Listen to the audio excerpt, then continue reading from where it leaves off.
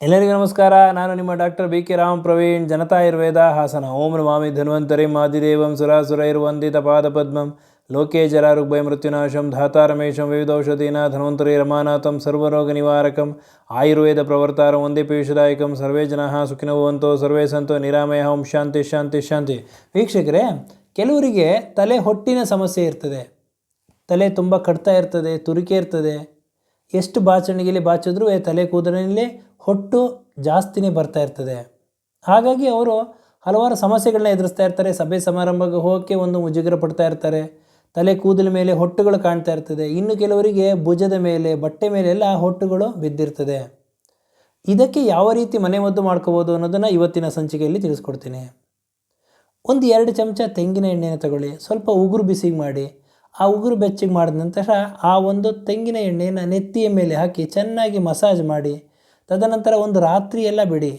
ನಂತರ ಮಾರನೇ ದಿನ ಮೈಲ್ಡ್ ಶಾಂಪು ಹಾಕಿ ಚೆನ್ನಾಗಿ ತೊಳೆಯೋದ್ರಿಂದ ತಲೆ ಹೊಟ್ಟಿನ ಸಮಸ್ಯೆ ನಿವಾರಣೆ ಆಗ್ತದೆ.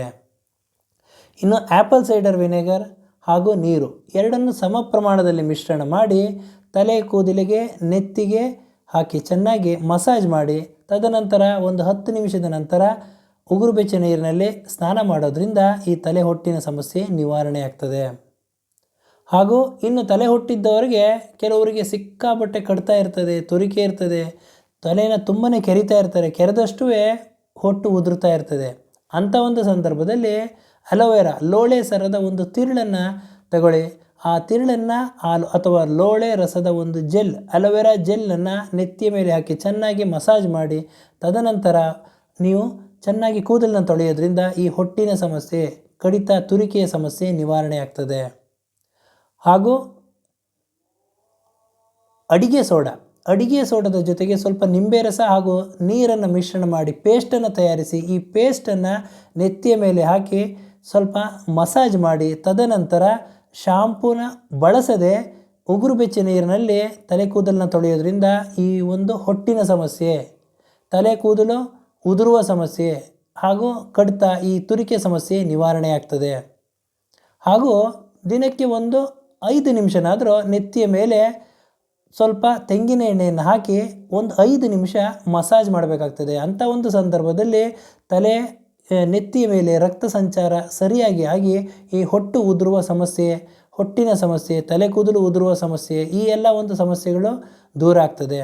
ಹಾಗೂ ಪ್ರಮುಖವಾಗಿ ಕೆಲವೊಬ್ಬರಿಗೆ ಅತಿಯಾದ ಒಂದು ಒತ್ತಡ, ಟೆನ್ಷನ್, ಸ್ಟ್ರೆಸ್ನಲ್ಲಿರ್ತಾರೆ. ಈ ಸ್ಟ್ರೆಸ್ಸಿಂದ ಹೊಟ್ಟು ಉತ್ಪಾದನೆ ಆಗ್ತಿರ್ತದೆ. ಅಂತಹವರಲ್ಲಿ ಈ ಒತ್ತಡವನ್ನು ಕಡಿಮೆ ಮಾಡ್ಕೋಬೇಕಾಗ್ತದೆ.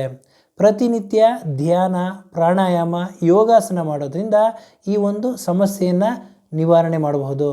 ಹಾಗೂ ವಾರಕ್ಕೆ ಒಮ್ಮೆ ಒಂದು ಬಾರಿ ನೀವು ಬಳಸ್ತಕ್ಕಂತಹ ಬಾಚಣಿಗೆಗಳನ್ನ, ಬ್ರಷ್ಗಳನ್ನ ಹಾಗೂ ಈ ಪಿಲ್ಲೋ ಕವರ್ಗಳನ್ನ ಚೆನ್ನಾಗಿ ವಾಶ್ ಮಾಡಿ ಪುನಃ ಉಪಯೋಗಿಸೋದ್ರಿಂದ ಈ ಒಂದು ಹೊಟ್ಟಿನ ಸಮಸ್ಯೆ, ಈ ಒಂದು ಸಮಸ್ಯೆಯನ್ನು ನಿವಾರಣೆ ಮಾಡಬಹುದು ಹಾಗೂ ಆರೋಗ್ಯದಿಂದ ಇರ್ಬೋದು ಅಂತ ಹೇಳ್ತಾ ಇವತ್ತಿನ ಈ ಒಂದು ಸಂಚಿಕೆಯನ್ನು ಮುಗಿಸ್ತಾ ಇದ್ದೀನಿ. ನನ್ನ ಈ ವಿಡಿಯೋ ತಮಗೆ ಇಷ್ಟವಾಗಿದ್ದಲ್ಲಿ ಲೈಕ್ ಮಾಡಿ, ಶೇರ್ ಮಾಡಿ ಹಾಗೂ ನನ್ನ ಎಲ್ಲ ಮುಂದಿನ ವಿಡಿಯೋಗಳಿಗಾಗಿ ಸಬ್ಸ್ಕ್ರೈಬ್ ಮಾಡಿ. ಧನ್ಯವಾದಗಳು.